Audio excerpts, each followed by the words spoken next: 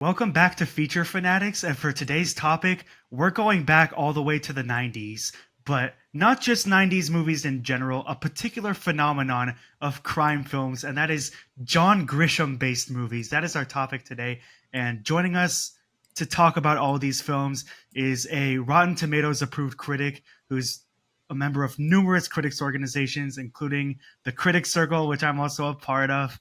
It's Brian Eggert here with us today. Brian, how are you? I'm great. Thanks for having me on. Looking forward to talking about these movies. I grew up with them. I was, a teen in the 90s when these were coming out, so these were very formative for me. This is a topic I've been wanting to talk about for a while, and I was really glad that you were enthusiastic to get into them. John Grisham, I think he's definitely considered one of the most iconic crime novelists, especially at that time, alongside people like Tom Clancy or Harlan Coben. They had maybe even somewhat of a formula, but they would release a lot of tentpole books. A lot of them had to do with conspiracies and stuff. And then, of course, these were the main movies that got adapted from his works. And some of them are perceived as more iconic than others. Some of them even got Oscar nominations. But they're definitely stamps in like the entertaining crime movies of the 1990s. He kind of reinvigorated the legal thriller, which had sort of petered out, and really revived the courtroom drama in some cases. And yeah, he did dabble in conspiracy thrillers, but there's like a legal foundation to everything that he wrote about. He was a huge author. Almost as ubiquitous as Stephen King in the 90s. Like, you just couldn't avoid his books. They were airport novels in some sense because they were popular fiction, everybody read them in the 90s, and he kind of petered out by the time 2000 came around, but he still published, he still is writing bestsellers to this day. But I think last year he released a sequel to The Firm. I think I've heard about this. Wait, that's crazy. Yeah, and I haven't read it. I've only read a few of his books, actually. I find them a little formulaic, and as you kind of alluded to, there's definitely a formula to these.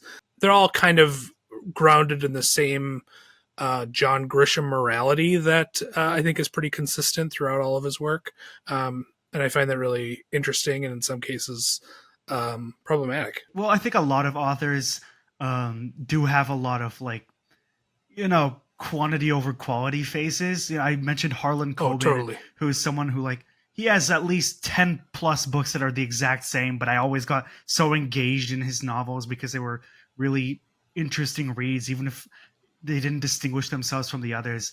But they did really make for some. I actually have never read any of Grisham's books, but I feel like when I got into some of these movies, they became really intriguing for me. They always had all-star casts. And they're a really interesting group of films to discuss from the 90s for sure. Let's get into this first film, which is The Pelican Brief, which is directed by Alan J. Pakula, who is the legendary director behind All the President's Men. It stars Denzel and Julia Roberts. The first time I saw it was probably 1994 when it was released. Probably on VHS, when it was released on VHS. And I felt that it was fine. I feel like this movie was made not only because it was a bestseller, but it was sort of the promise of Julia Roberts as America's sweetheart. And I think you get that a lot during the movie. I think the final frames of the movie are very much like Darby Shaw isn't she just the greatest? And I don't feel that the movie really pays that off. Like she's just doing the right thing, but why is the camera lingering on her like that? There are a lot of little awkward moments in this that I find really, really strange. Like the kind of prolonged hug between Denzel Washington and her at the end. It's like there was no real romance in the book, and they just needed a little something there at the end, Well, they're both good looking, so these are very studio projects. These are very commercial projects, and they're getting they're made in the 90s, which is a little bit more optimistic time in the US, and they're getting directors from who kind of in many cases peaked in the 70s. So this director, Francis Ford Coppola or Sidney Pollack, they were all making very cynical thrillers in the 70s, and they're kind of replicating that idea here by making like Pakula made the Parallax View or All the President's Men. So these are kind of cynical thrillers about just the state of the country and where it's at, and they bring those guys back to kind of recapture that energy, but they're doing it with a 90s optimism that I feel like is sort of taking the authorship out of what they're trying to say. At least that's how I interpret it. Like I found it very disappointing almost that these end so heavily because these are filmmakers who are normally making, or at least in their prime, were making really, kind of pessimistic stories that didn't pull any punches, and now we're getting these sort of softer movies from them. Yeah, I watched this one. Well, you watched this one in '94. I watched this one yesterday for the first time to prepare for this. I'd seen the others already, but this one I watched specifically for the episode because I had heard not great things, so I held off on it for a very long time. I will say it's better than I think people give it credit for, but it also suffers because it's at least 20 minutes too long, in my opinion. Sure. I think the setup is really good, and then every time the stakes try to escalate, I think it's very good. But then there's so much in the middle that you really don't need. I feel like the first 40 minutes could have easily been the first 20 minutes.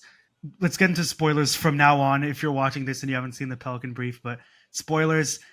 I think it takes about 40 minutes for Sam Shepard's character to get killed, and I think that could have been moved to like more of an inciting incident in the first 15-20 minutes, like much quicker after the senators get killed. And that's the inciting incident in this movie, is that 2 senators are assassinated by this mysterious assassin played by Stanley Tucci, and Julia Roberts writes this brief called the Pelican Brief, which is sort of like determining how these assassinations were actually connected to the government and this oil tycoon who and this is the part that I think maybe you thought was a little sappy, that it's like the whole I guess like cinematic aspect of the pelicans, which is a little overdone. I thought it was a little heavy-handed to show pelicans in the beginning, but I think it works into the. I do think it works into the plot in the sense that this is a film about ultimately an oil tycoon who wants to drill on preserved land, and because of these pelicans and other birds that are on this land, he can't, and he's upset about that, and he wants to change policy and assassinate the people who are in his way to make money. And I, as we'll talk about kind of later with these other films, kind of the big enemy in most of John Grisham's movies are big business. And so in that respect, I think, it's a little heavy handed, all the symbolism toward the beginning and end, just like in transitional images showing these kind of pelicans flying and whatnot. But I also think it's like stressing the kind of an environmentalist point. Yeah, I do think the overall plot of the conspiracy is good, but I think the pacing is just too stretched out. I feel like the thrills could have come closer together, if I'm being honest. And I think we'll get into a couple of these other movies that are stretching like 2.5 hours, and I think it was a lot more earned in some of these other ones. Denzel, he's very good. He has always that great heroic aspect. Julia Roberts, I think she's really good as the protagonist. Sam Shepard's always really good. John Hurd, I thought like he gave, from the supporting cast, John Hurd gave the most humanity in the film for sure. Yeah, I totally agree. I don't think like trying to describe who Darby Shaw is besides her role like within the plot. I don't know what her characteristics are. Like she doesn't. She's just Julia Roberts. Like there's no personality there, and I found her really kind of boring, and everyone else kind of on the sidelines far more interesting. Yeah, see, that's what I The would have same cut. is true of Like that's what I would have cut. Like all her romance with Sam Shepard in the beginning is really dragged out, and I mean, Denzel doesn't even have a whole lot. I mean, he's an idealistic journalist who, and that's really all there is to him. There's no dimension or backstory or character quirks. Really, it's just he's just a journalist who's looking for the truth. I do think the climactic scene is quite good. Like there's this extended chase slash fight within the parking lot with multiple assassins and different choreography, and I thought it was cleverly done, including some dramatic irony with the car bomb. And I really enjoyed that sequence, and I thought Pakula did a really good job of directing it.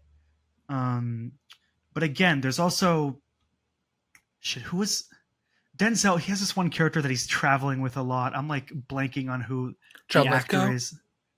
Right, that was John Lithgow. Yeah, I also would have cut most of what John Lithgow has to do. Yeah, I think this is where you see traces of like them trying to recapture the spirit of All the President's Men, where Jason Robards' like newspaper editor played such a significant Bradley, role, yeah. and it seems like they're just trying to build that sort of character into this framework, and it doesn't. I mean, he's yeah. He meets with him probably 4 or 5 times, and he probably could have met with him twice. If you really liked the other films we're about to talk about, then I'd say give this one a chance. But I think it's too stretched out to the point where it sucks a little bit of the fun out of it. I think it is well directed, and I think the leads are good, but that's because they're naturally good rather than, like you said, they get any unique character arcs or something that really makes, Darby Shaw like a outstanding hero. I did buy their friendship, but again, more because they're doing the right thing and they get into these intense situations together. I thought it was a very capable movie. Like it's a solidly made and it's entertaining in the way that a lot of 90s thrillers are. They're all very competent. You can tell that the director is a veteran. He's made a lot of movies like this, and he's just kind of going through the motions and delivering a very solid effort.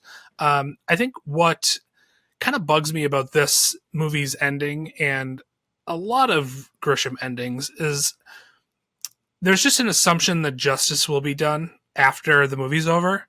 Darby Shaw exposes the oil tycoon, the billionaire who's orchestrating all these assassins. And just because we've got some evidence, it's the assumption is that justice will be done, and that don't worry, the legal system will take care of it. And I think that's a very kind of naive sort of perspective where I was just like, this, like, I'm not satisfied until this guy's going to jail. And I don't think he's going to jail by the time this movie ends. I think afterward there's a court case and his high powered attorneys are getting him off, and there's no justice. So I feel like it would have even just been enough, the relief of her getting out of the country, because like the whole movie people are trying to kill her. So I think it would have been satisfying enough if she just managed to survive and she gets a good life forever because that's what she deserves, and she did the right thing and she was brave and so on. I don't think we really needed to see like all these people are going down because the legal system is perfect. I think you're right. So out of 10, what are you giving this movie? Probably like a 6, 6.5. I'm with you there. 6, maybe 6.5, because I enjoyed the thrilling sequences. I will say it's probably the one I enjoyed the least out of the ones we're going to talk about. Yeah, I wouldn't say it's the least. Interesting. I wouldn't rank it at the bottom for me, but it's pretty near the bottom.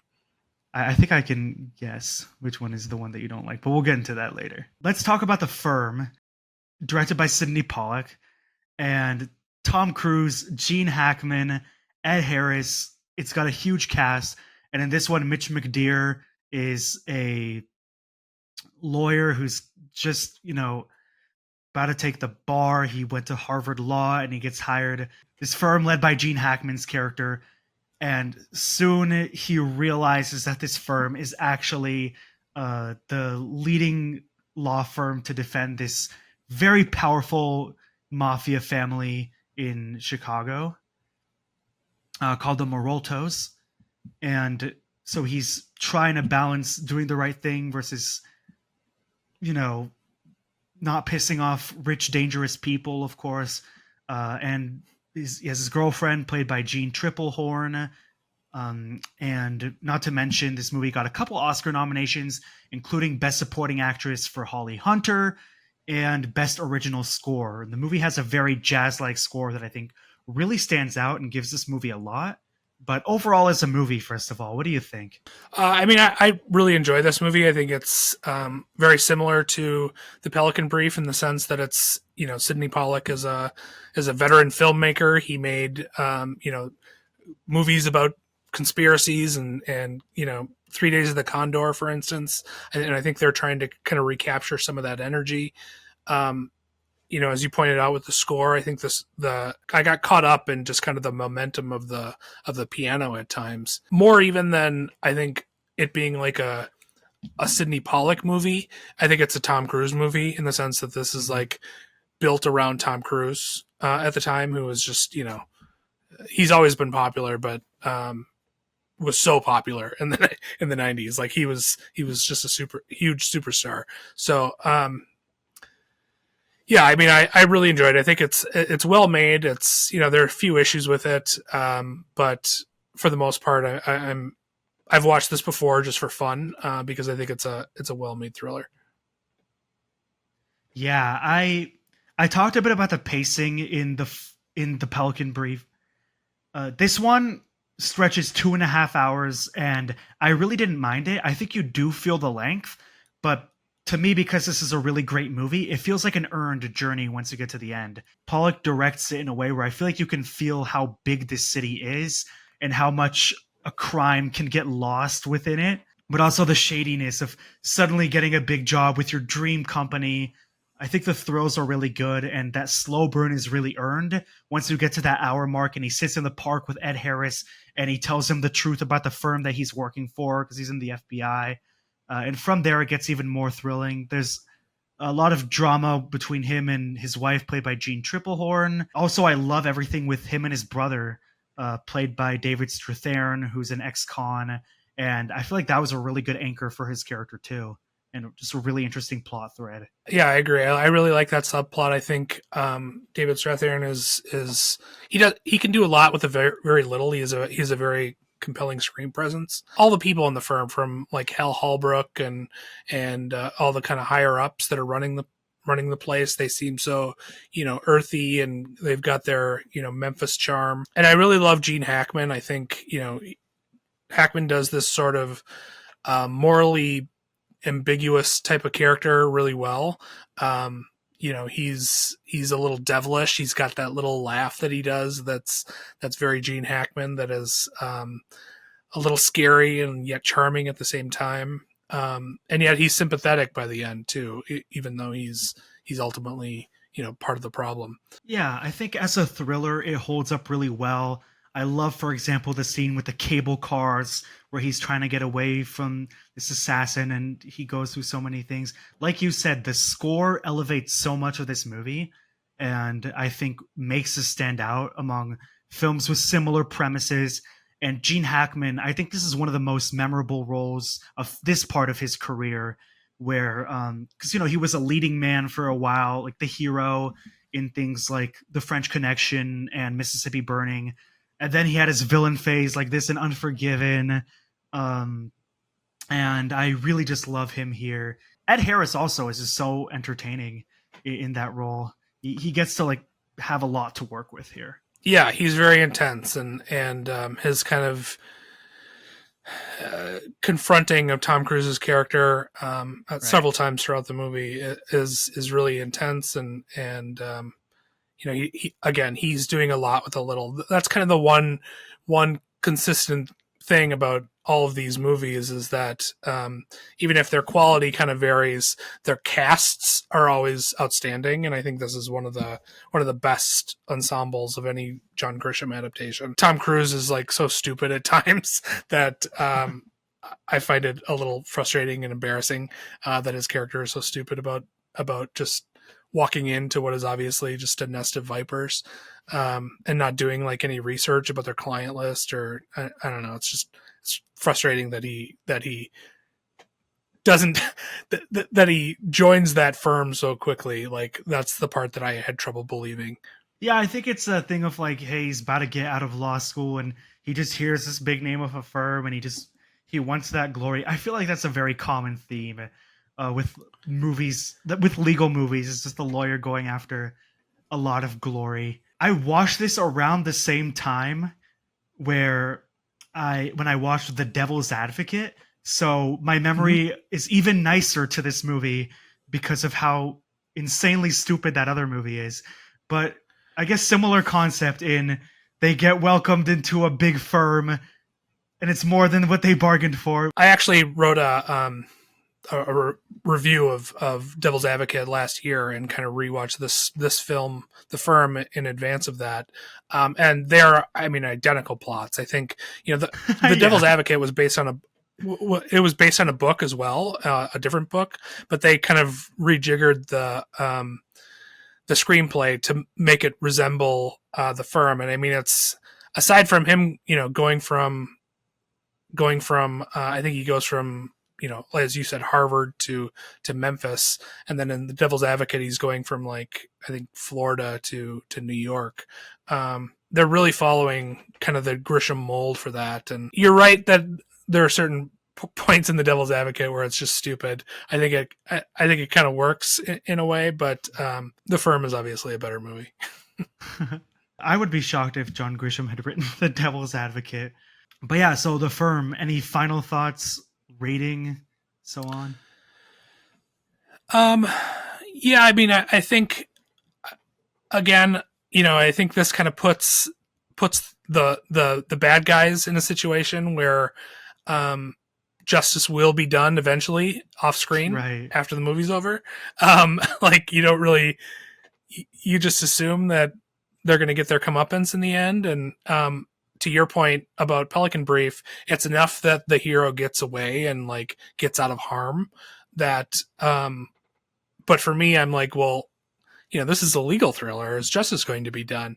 And again, I think Grisham just sort of lets you assume that justice will be done, but I'm a cynic, and I don't think it will be by the end. I think that this firm is savvy enough to get away with it, basically. So what saves it for me, I was a little frustrated by the ending of the movie for that reason. What saves it for me is that it doesn't ease as much into it. Like, his final confrontation is still him, like, helping out this member of the crime family, or at least convincing him that he's on his side to his face. Yeah. Which, the more it's explained, the more you think of it. You're like, okay, Mitch has kind of saved the day, but it is more of a difficult choice than we see in the Pelican Brief. Yeah, absolutely.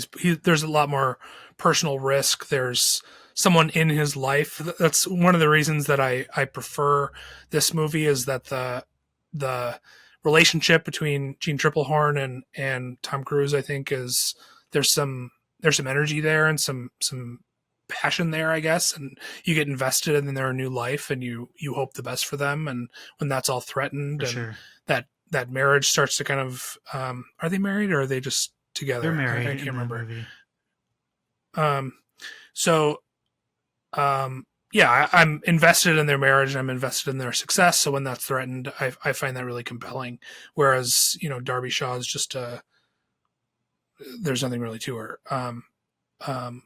So I find that aspect really, really compelling. And I think the kind of backstory with him and his brother and that sort of complex relationship is fascinating as well. And I think it just adds just the right amount of color to the character to make him more interesting than some other Grisham leads. Little fact for you, this was the highest grossing movie adapted from a John Grisham novel. It made $270 million, which, back in the day, legal thrillers were still summer blockbusters, I guess. And it was also the highest grossing R-rated movie of 1993, which this is the year Schindler's List came out. And I don't know if The Right. Fugitive was I rated think R, but I think, was it rated R? I think it was PG now I'm 13. It might have been. curious. I think that I think that's a testament though to Tom Cruise and his celebrity at the time. Like people would come out in droves for just to see Tom Cruise. Everybody had read The Firm. I remember it being, I was probably 10 when the book came out, and I think I remember like my parents reading it and talking about it. So it's just a testament to their popularity and how this kind of all came together in the 90s. So for me, this one's a solid 8 out of 10. I do really enjoy this one, and I'd highly recommend it for fans of this genre and just Tom Cruise fans in general. Yeah, I'd probably say 7.5. I like the movie. It's really good. But I do, I don't love it. I don't think it's after you've watched a few of these, I think they all kind of blend together, and this one just does what it does quite well. Next up in our John Grisham lineup here is The Client from 1994. And this one was directed by Joel Schumacher, which will be a recurring trend later on. We got a young boy, he and a friend witness a suicide, and then he turns to Susan Sarandon's character to defend him. Tommy Lee Jones is this DA trying to get the truth out of him, but he won't talk because he's been threatened into silence. And a lot of shady people are coming after them now. Which, let me say, this is a very resourceful kid. Like, this kid, he is incredibly, like, he manages to find so many different solutions to his predicaments here. Like, if I was that young, I would not think of just turning to a lawyer like that.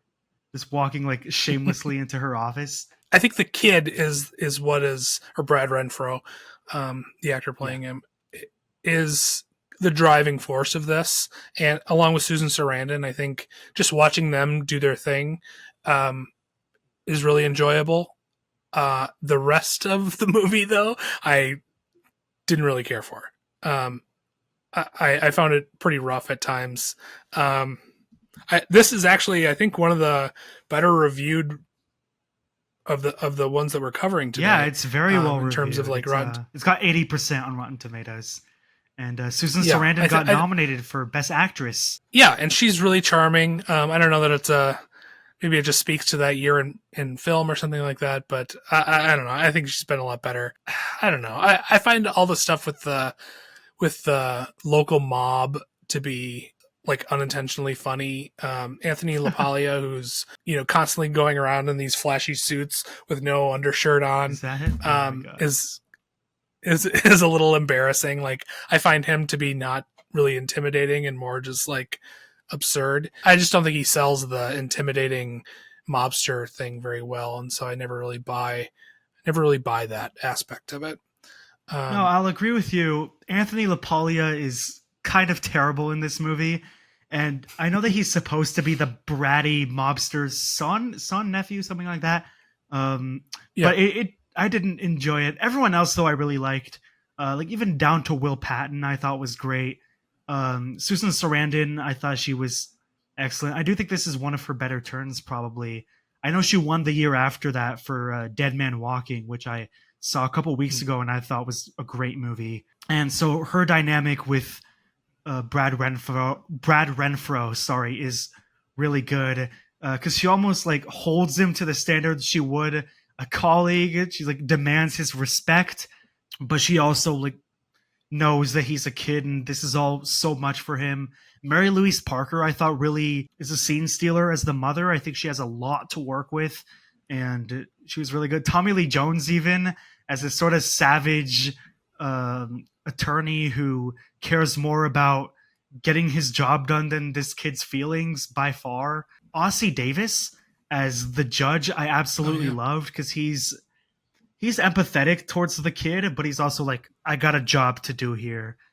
So I thought the ensemble cast was really good. Honestly, this is not the one that I was expecting you not to like, but this episode's well, it's not the done only yet, one that I so. don't like.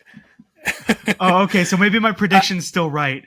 But I do think this is a great movie, and I think it's a lot more tightly paced, and there are really big segments of the film that just feel like a ticking clock. It feels like they're on the run a lot.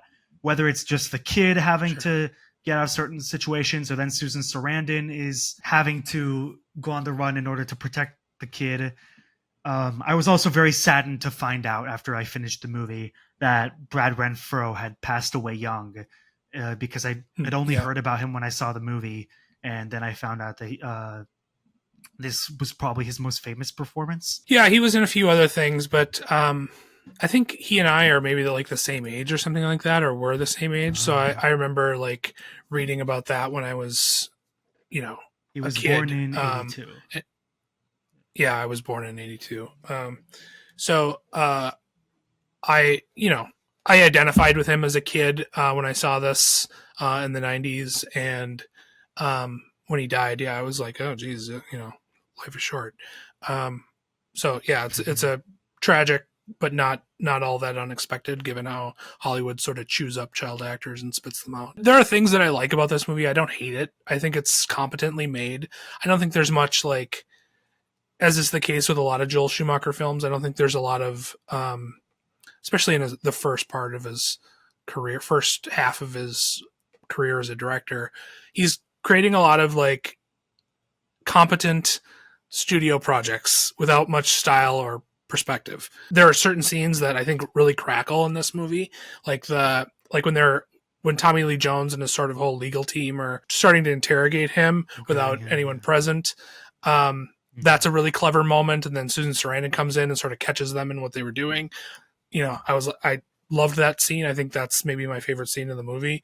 But all the stuff with like I said, with the villains and again the ending where we're just sort of assuming that justice will be done, and he's going into witness protection, and that's it. And we assume that the law will take its course, and these people will go to jail. And I just don't. It's frustrating, and it's one of the reasons that I like a later movie that we're going to be talking about so much, is because we never see the consequences of the courtroom drama. I'm trying to guess which is the one that you like the least. Every time where it's just the villains alone in their, not lair, but you know what I mean, like just them talking about the plan or what's going wrong. I agree. Yeah. That stuff is not great, especially because of that annoying performance of I don't remember the character's name. Barry the Blade. That's his character's name. Anthony. Right. How do you say Anthony LaPaglia? How do you pronounce his name? Sorry. I think that's how it's pronounced. I'm just guessing, Okay. But yeah. So I agree with that. None of that is that good. I do think this is one where I give it a pass for the whole justice will be done. I respect that more because we're brought into this from the perspective of kids, and you like seeing that this kid made a difference and toppled the mafia, and they just really have a lovely bond throughout the film, and that's especially thanks to these two performers. At least for you, that might be completely for them and not at all for the script. But I also think the action's really good, especially when he's in the hospital and he just faked, he faked passing out, and then he's running away from these henchmen who have followed him. I love that, and I think it escalates really well later into them being on the run together, and then getting into this final confrontation where they're trying to find these remains that will expose the mafia's crimes. One thing that maybe bugs me is that I never believed that he was in danger. Like, they're not going to kill this kid, and they haven't really established like how bad the mob characters are. Like, I feel like we needed like a scene where Anthony Palia's character kills someone, and I don't think that was there. Just to show that they're willing to go through with this, sort of like in The Firm, where you learn that a couple of lawyers died, that they're willing to kill someone to silence them. Okay, interesting. I feel like that was missing from this. Yes, there's a buried body, and we know that happens, but I feel like we needed a little threat of violence in the movie to carry that through a little bit more. I'd say 6, I guess, maybe 5.5. Wow. Yeah. Dang. I'm not a fan of this one. I'm again 8 out of 10 for this one. I did really enjoy it. Really? I do think thriller fans will like it. I think it's got again like that ticking clock plus the legal stuff that it cleverly plays with these worlds, and the cast is excellent in this one. I did really like this one out. Especially for Joel Schumacher. I don't think he's made too many things that rival this. I don't know. I think Joel Schumacher has made some pretty good movies over the years, but I do like the whole supporting cast. I mean, again, that's a theme on this one is that, you get people like Anthony Edwards or, as you said, Mary Louise Parker, but also just like Bradley Whitford shows up, and Kim Coates is like the gross mob guy. William H. Macy's in there, just all these sort of familiar faces that elevate this thing. And that's the one constant, like I said, about all these Grisham movies is that you get sort of wrapped up in the star power, and that makes them, at least for me, makes them seem better than some of them really are. But yeah, well, that's a good segue into another Joel Schumacher movie, and that is 1996's A Time to Kill. This guy seems to really love John Grisham. This might be the darkest premise out of the ones that we're talking about. It's about a young black girl who is raped by a couple of neo-Nazis, which leads to their arrest, but Samuel L. Jackson, who plays the girl's father, storms into the courtroom and kills them. And then we shift into Matthew McConaughey being the main character, who is the lawyer defending the guy, and it raises questions about the racial divide, the justice system in America. Another great ensemble cast: Matthew McConaughey, Sandra Bullock, Samuel L. Jackson, both Sutherlands, Kevin Spacey, Ashley Judd, and so on. And now I'm very scared because this is either the one that you hate the most or the one that you like the most, and I have no idea at this point. It is the one that I hate the most. That's what I really despise. I really despise this movie. I think it's I think what it's saying from a legal perspective is deeply wrong and moralistic and legal. Right. Yeah. I think at the time when this came out, I remember like taking a like a social studies class or something. I was in high school or junior high or something, and debating this, the themes of this movie, because it was a hot topic at the time, and I think it should still be a hot topic. I think we take some things for granted. That yes, it feels cathartic that the racist rapists got their comeuppance in the end, and that Samuel Jackson, was somehow justified legally in what he did. But I don't think the legal arguments make any sense in this movie. I think the portrayal of like race in the South is deeply troublesome. I mean, there's a scene of, I sort of threw up my hands actually, at the end when there's an unironic, uncritical shot of Samuel Jackson hugging his wife with the Confederate flag flying in the background, which just seems insane to me that like they're completely accepting this. Like this is normal. I don't know. The whole thing was just, I was frustrated by every aspect of it. Wow. Look, I will say, I did enjoy the experience of watching this movie very much. I cared very much for Matthew McConaughey's character, but like you said, it does, you do have to suspend disbelief because it goes into a lot of gray area with the trial itself. But I thought Samuel L. Jackson was very good because of what his character goes through. He was nominated for the Golden Globe, I think, for supporting actor. The way the Ku Klux Klan comes into the movie is also really interesting.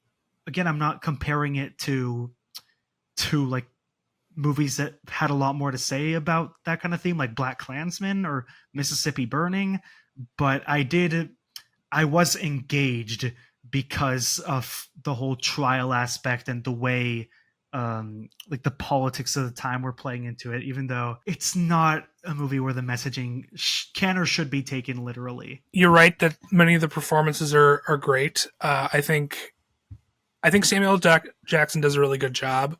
I'm really normally not a huge fan of Sandra Bullock, but I think she's capable here. I think the half-hearted romance between her and Matthew McConaughey is, again, just similar to the one between Julia Roberts and Denzel Washington, and in Pelican Brief is just sort of underdeveloped and not really necessary at all. People like Charles Dutton giving a really solid performance. Donald Sutherland, I think, was quite good.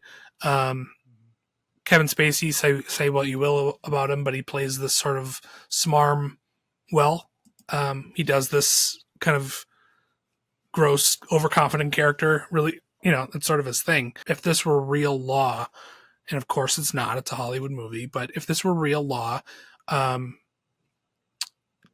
his justice would be, he'd be convicted of what he did. And granted, if I were in his shoes, I'd probably do the same thing, but I would expect to go to jail afterward.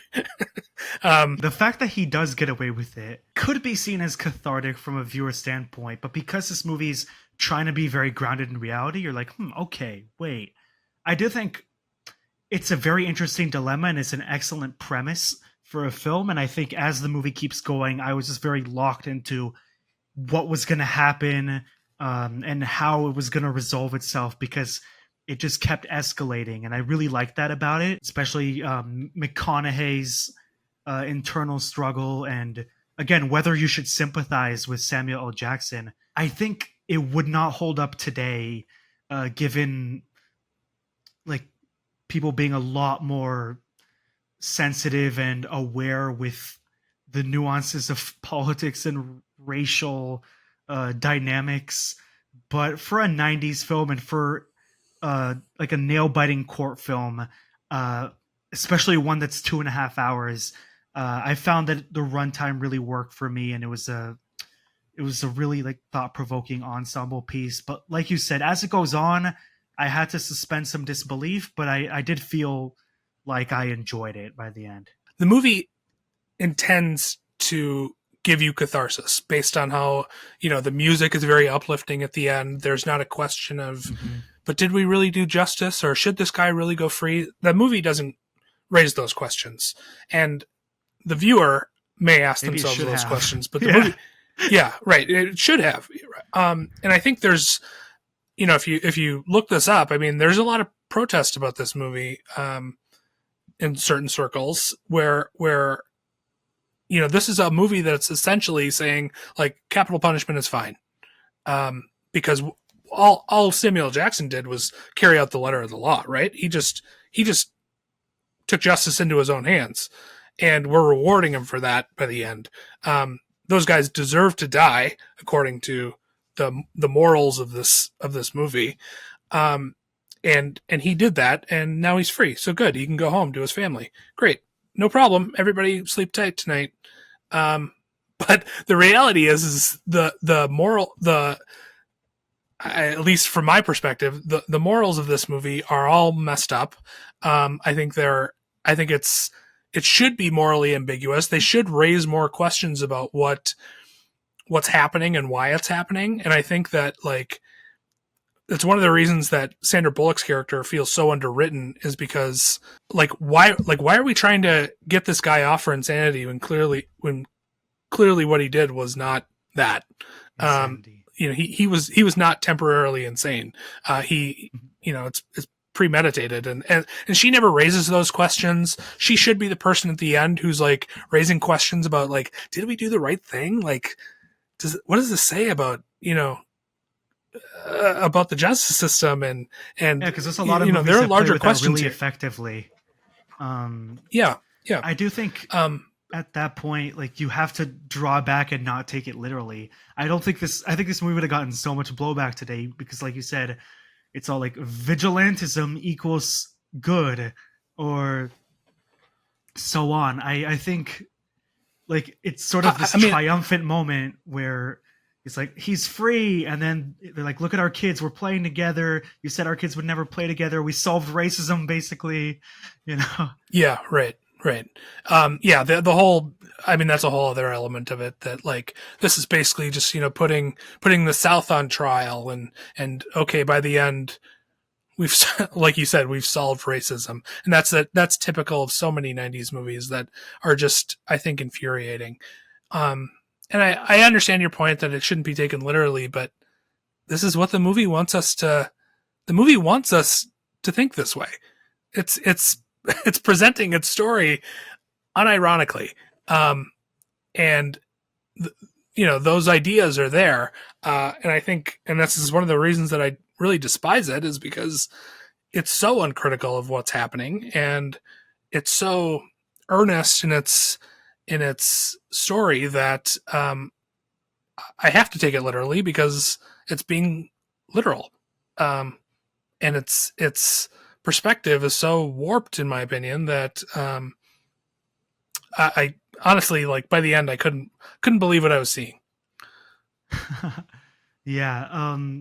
Look, I do think, again, knowing that it's a '90s movie, I clicked on it on Netflix, and there's a lot of subpar crime films on Netflix, so I had no idea what I was getting into. So once I realized where this was going and the courtroom scenes were unfolding and all these elements, I was very absorbed by where this was going to go and the questions it was raising. Like you said, I don't think it goes about the right way in terms of resolving it, or whether it should have even resolved it or played it as triumphant as it should have.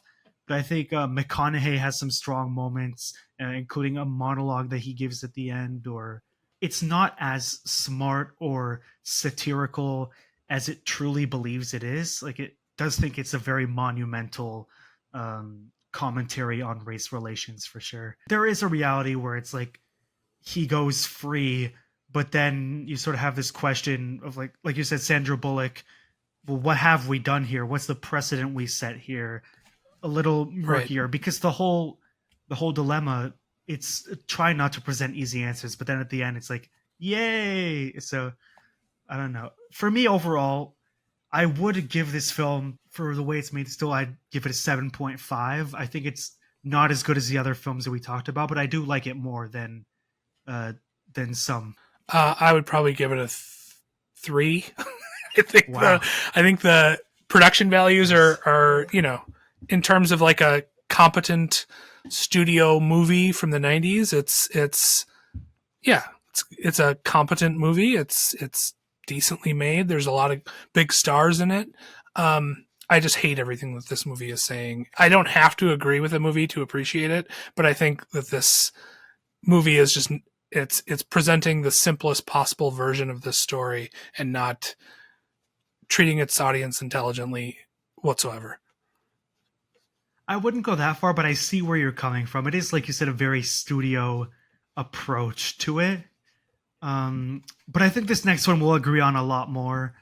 That is The Rainmaker from Yeah, 1997. It's directed by Francis Ford Coppola. And in this one, Matt Damon plays Rudy Baylor, who is, again, a young, ambitious lawyer who joins forces with Danny DeVito. And they're taking this big case against, I'm sorry, it's a health insurance company, right? yeah, And then he also has some personal stuff going on with Claire Danes' character, which, overall, I do think this is a really, really engaging movie, and I think most of the runtime very much pays off. I think Damon makes for a very strong protagonist, um, with like that ambition mixed with the way he deals with some of the darker stuff that goes on. DeVito's always fun; he's great here. Claire Danes, this might have been her breakout performance, and I really liked it. And I think there are some parts of the trial that are slow, but it's overall engaging, and you understand why this trial is what it is, how it could connect to um, things that we've seen really play out with people being absolutely screwed over like that. And like you said, justice is approached a little differently in The Rainmaker. So, what are your thoughts overall on this film? Yeah, it's definitely my favorite of the bunch. I think Okay.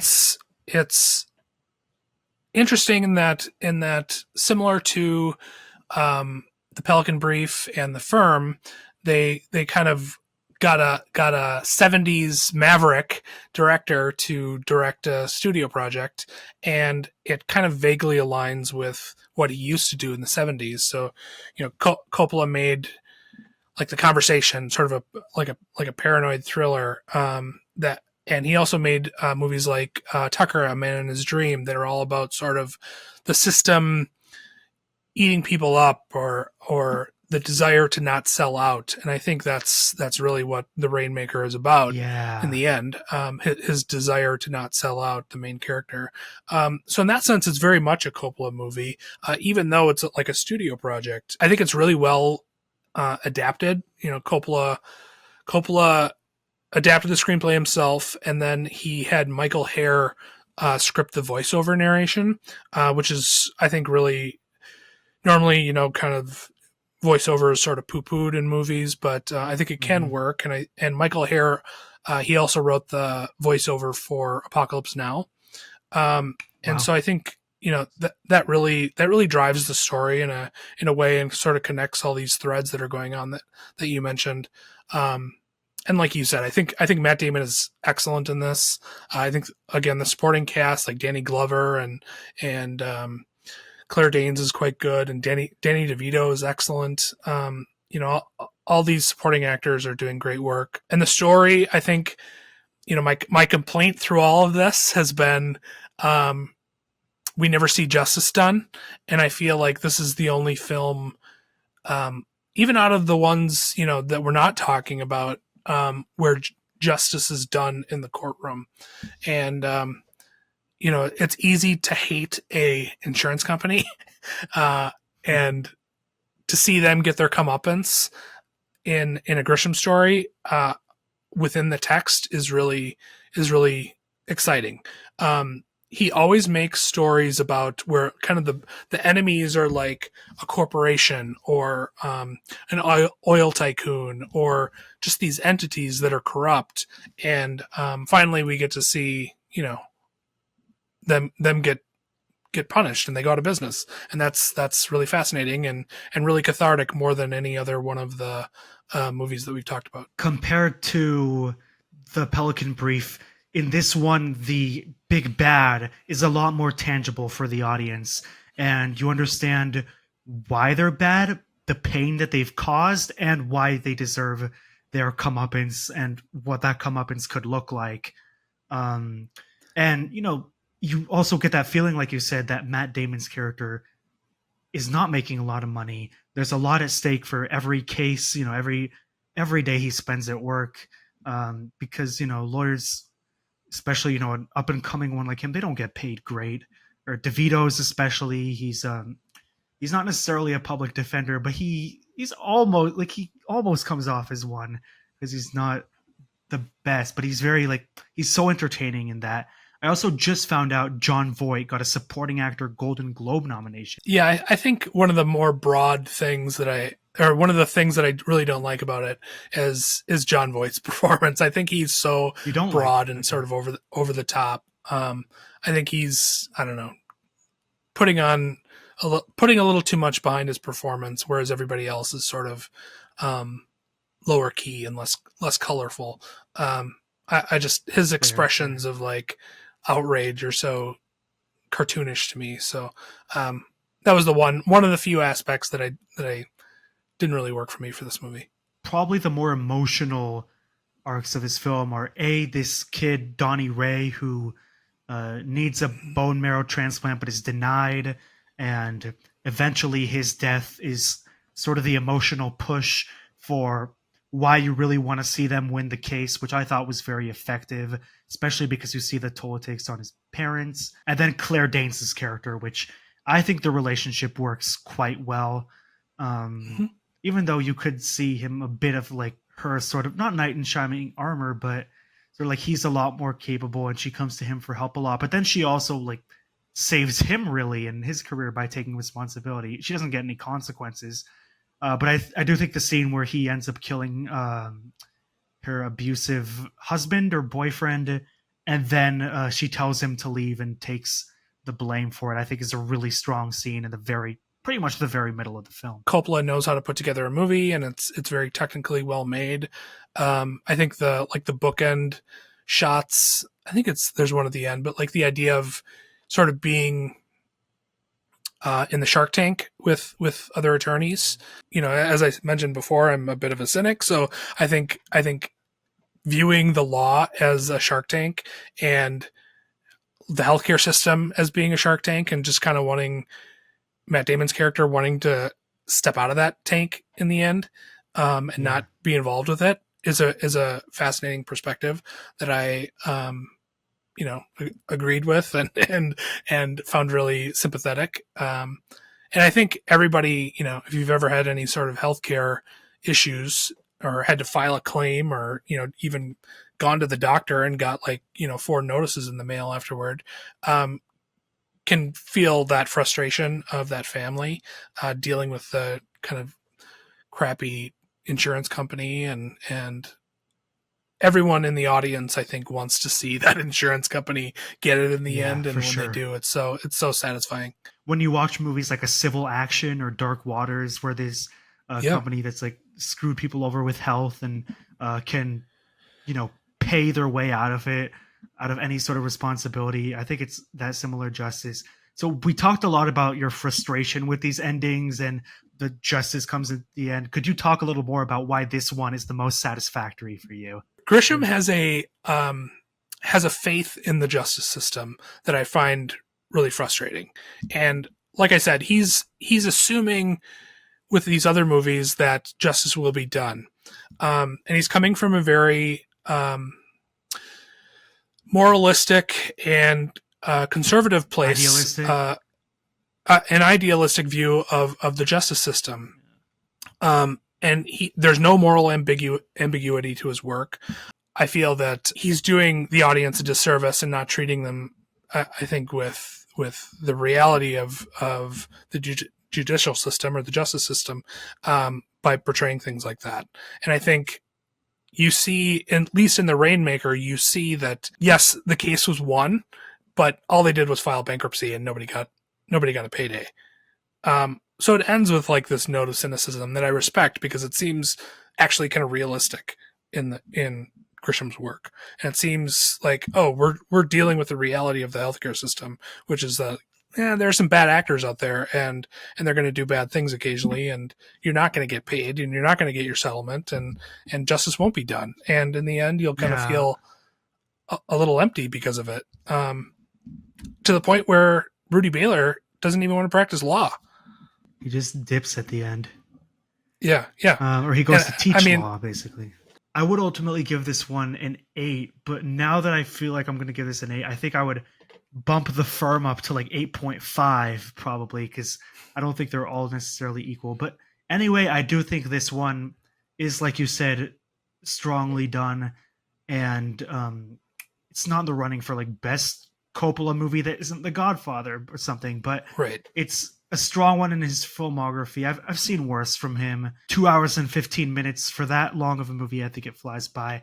I think it would hold up today, especially, we do see a lot of that where it's like people are in touch with this idea that the justice system is incredibly corrupt and dirty and so on, and it would work well as a legal film even if it came out today. I don't think it would have been nominated for Best Picture or anything, but it holds up better than A Time to Kill thematically and story-wise overall. Basically, let's get into our ranking of these 5 films. What's yours? I would say The Rainmaker, The Firm, The Pelican Brief, The Client, and then Time to Kill at the bottom. Okay, fair. So I'm number 1, The Firm. Number 2, The Client. Number 3, The Rainmaker. 4, A Time to Kill.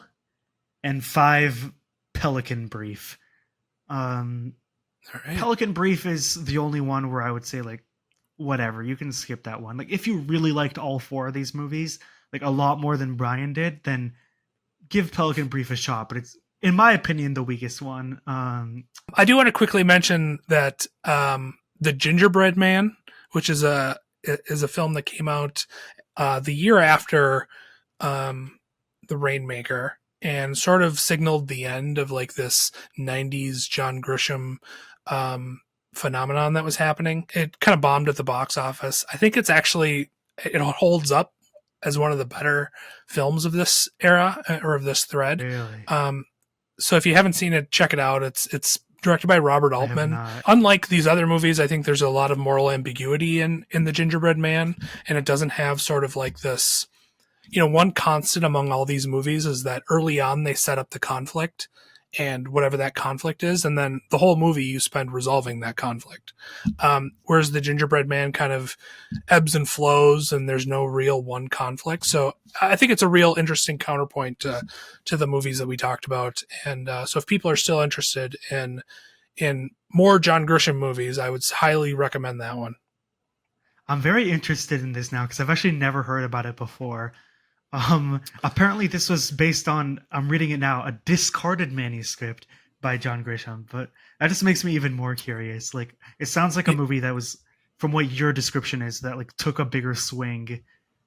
It did. Seemed to pay off It for you. did. So now I'm very interested in this. Yeah, it's interesting. It's an original, it was an original screenplay, like not based on a published book, and Kenneth Branagh's in it and Robert Duvall's in it, so a really good cast. And it's a weird movie. It's not like you go in expecting a John Grisham story and you're not going to get one. It's about a lawyer, but the lawyer is really shady and you can't really like get behind him. but I think that moral ambiguity is really interesting.